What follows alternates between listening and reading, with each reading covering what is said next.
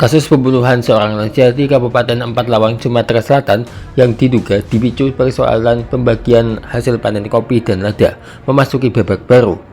Keluarga korban memberikan klarifikasi terkait informasi yang beredar mengenai sengketa hasil kebun antara pelaku dan korban. Korban, Aminah, 64 tahun, ditemukan tewas setelah sebelumnya dilaporkan menghilang selama beberapa hari. Sementara itu, menantunya sendiri, Angga, 31 tahun, telah diamankan polisi dan mengakui perbuatannya. Namun, pihak keluarga menegaskan bahwa persoalan yang disebut sebagai sengketa bagi hasil kebun perlu diluruskan agar tidak menimbulkan kesalahpahaman di tengah masyarakat. Berikut kronologi menantu bunuh mertua di Empat Lawang dan buang jasadnya ke sungai. Ternyata ini pemicunya.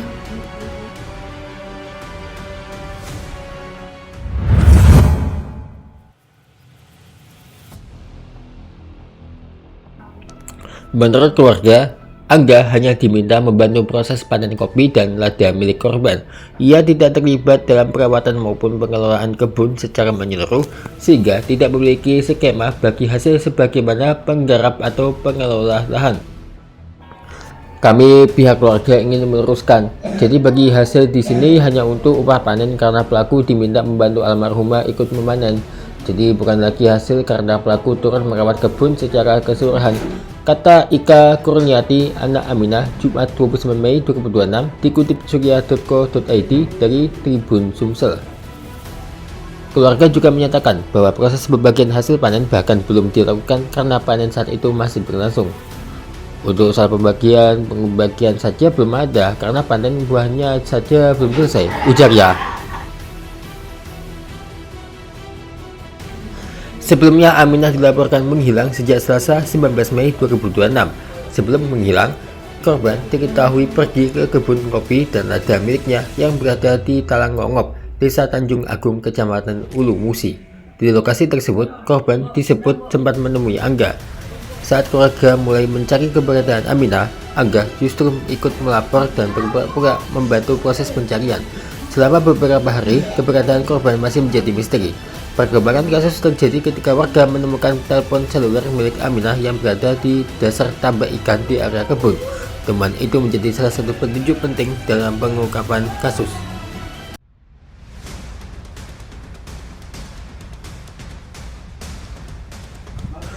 Pencarian akhirnya berujung pada penemuan jasad Aminah di aliran Sungai Betung, Kecamatan Ulu Musi pada Senin 25 Mei.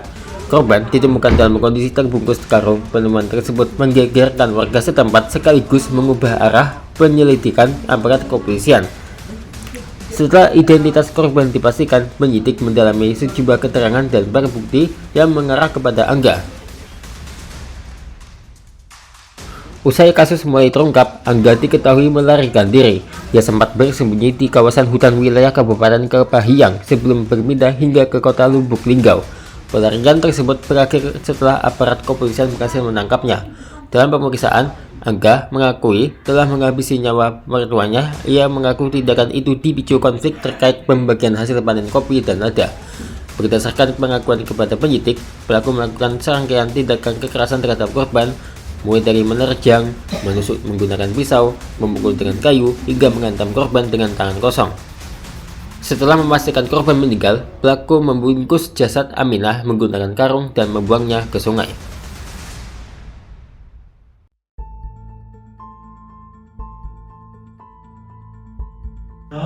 Kasus menantu bunuh mertua yang tak kalah menghebohkan juga sempat terjadi di Mojokerto, Jawa Timur. Kasus pembunuhan tragis itu terjadi di Dusun Sumber Tempur, RT 02 RW 01, Desa Sumber Girang, Kecamatan Puri, Kabupaten Mojokerto, Rabu 6 Mei 2026 pagi. Seorang perempuan Parubaya, Siti Arafah, 54 tahun, tewas setelah diduga dibunuh oleh menantunya sendiri berinisial S, 40 tahun.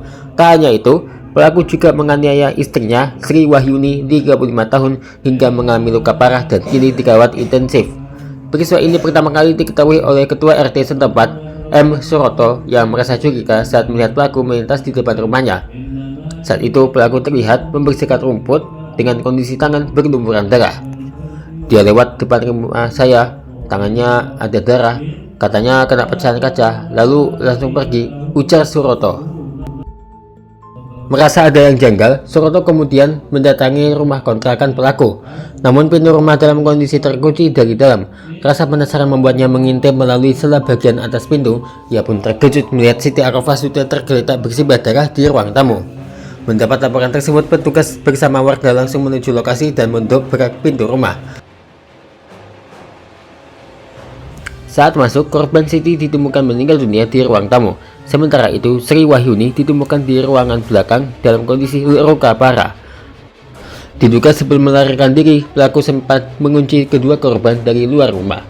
Bahkan, kunci rumah dibuang ke dalam ruangan untuk menghambat akses masuk. Korban Sri Wahyuni kemudian dievakuasi ke RSUD Dr. Wahidin Sudirohusodo Mojokerto untuk mendapatkan perawatan intensif. Polisi kemudian berhasil menangkap pelaku pembunuhan mertua yang dilakukan menantunya sendiri di Dusun Sumber Tempur RT 02 RW 01 Desa Sumbergirang Puri Kabupaten Mojokerto pada Rabu 6 Mei. Pelaku S diringkus ketika berupaya melarikan diri di daerah Kecamatan Asemworo, Kota Surabaya. Kasat Reskrim Polres Mojokerto AKP Aldino Primawirdhan membenarkan petugas penggabungan Resmob dan Jatanras telah mengamankan pelaku penganiayaan yang menyebabkan korban meninggal dunia. Akibat perbuatan pelaku menyebabkan mertuanya bernama Siti Arofah meninggal dunia akibat luka benda tajam di leher. Sementara Sri Wahyuni yang merupakan istri pelaku mengalami luka sayatan di leher, kini dirawat intensif di Rumah Sakit Dr. Wahidin Sudirohusodo, Kota Mojokerto. Menurutnya, penyidik masih melakukan pemeriksaan intensif terhadap pelaku S di ruangan Satreskrim Polres Mojokerto. Perlu diketahui juga, pelaku ini merupakan seorang badut jalanan.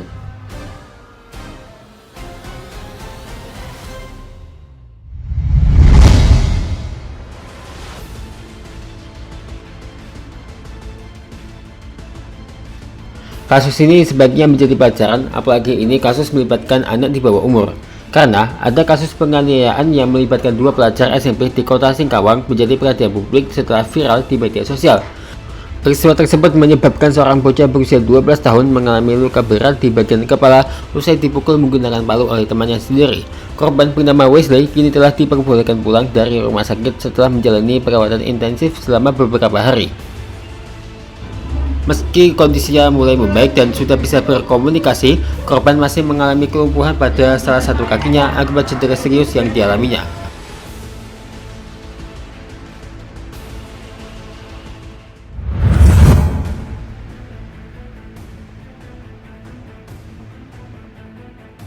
Kuasa hukum korban, Charlie Novel, mengatakan pihaknya mengupayakan langkah mediasi sebagai bagian dari mekanisme restoratif justice atau diversi karena pelaku maupun korban masih sama-sama berstatus anak di bawah umur.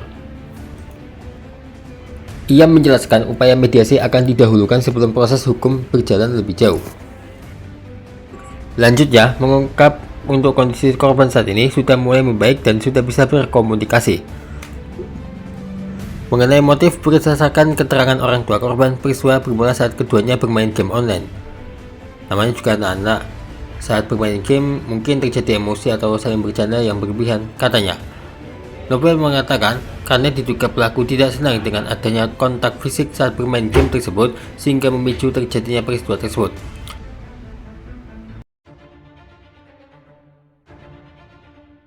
Sementara itu, Andi, ayah korban pemukulan antar remaja Wesley, siswa SMP Kota Singkawang, mengatakan saat ini korban kondisinya berangsur membaik.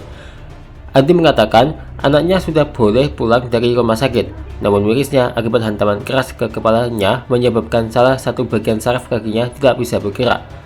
Kondisinya Wesley sehat, tapi kakinya masih belum bisa digerakkan, katanya. Ia menuturkan kondisi kaki korban masih belum menunjukkan tanda-tanda untuk pulih. Bahkan dia bilang korban harus dibantu berdiri. Beruntungnya untuk makan, ayah korban mengaku korban tidak merasa kesulitan. Sedangkan masuk sekolah, ayah korban belum dapat memastikan kapan anaknya bisa bersekolah.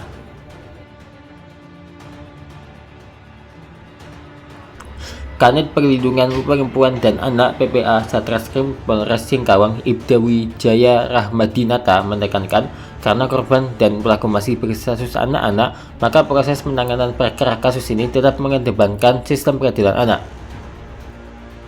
Upaya lain yang telah kami lakukan yakni memeriksa pelapor yang merupakan ayah korban, katanya.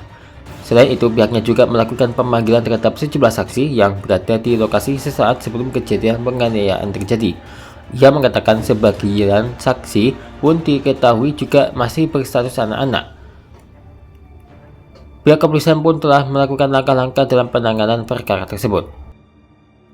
Setelah pemeriksaan saksi-saksi dan hasil visum diperoleh, pihak kepolisian pun akan melakukan pemeriksaan lanjutan terhadap pelaku pada tahap pemeriksaan sebagai tersangka. Untuk sementara, pelaku tidak dilakukan penahanan karena masih berstatus anak-anak dan masih bersekolah.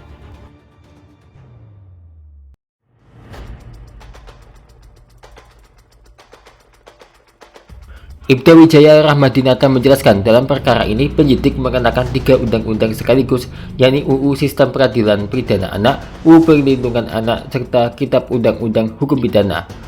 Berdasarkan rekam medis, korban diketahui mengalami luka berat.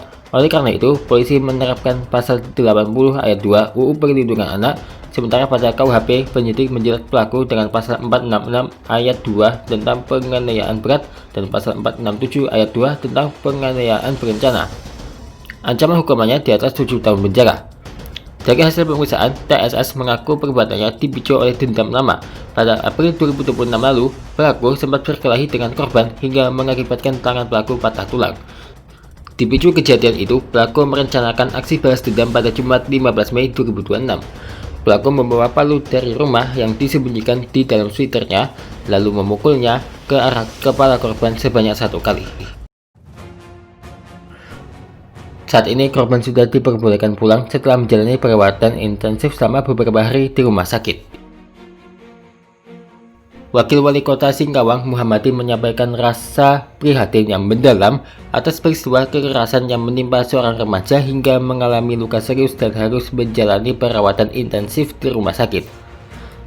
Tindakan kekerasan seperti ini sangat kami sesalkan dan tidak boleh terjadi di Kota Singkawang yang selama ini dikenal sebagai kota yang menjunjung tinggi toleransi, keamanan, dan kedamaian, ujarnya. Dia pun meminta kepada aparat penegak hukum untuk menangani kasus ini secara serius, profesional, dan sesuai ketentuan hukum yang berlaku, agar keluarga korban mendapatkan rasa keadilan serta kejadian serupa tidak terulang kembali.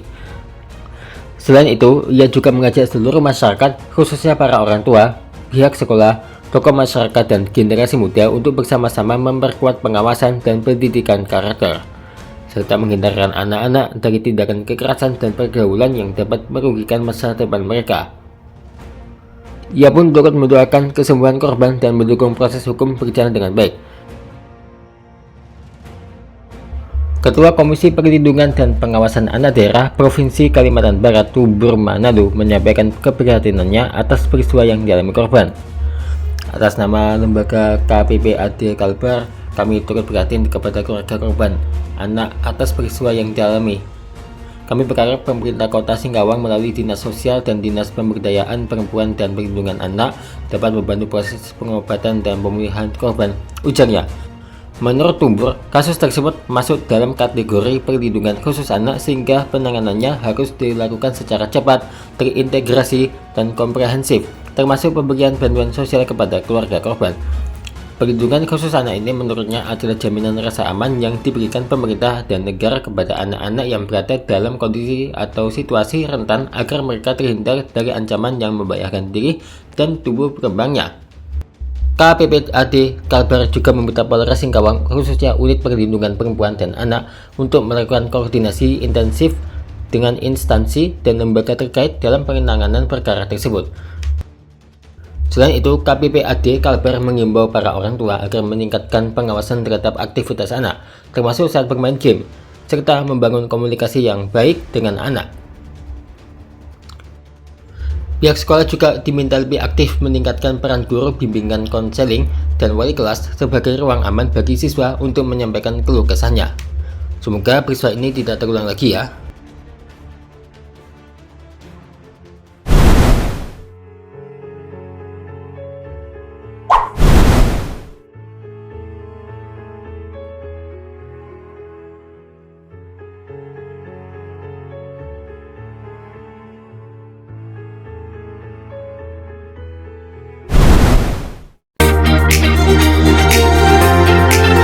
Terima kasih ya telah menonton. Saksikan terus Showki Official setiap harinya ya.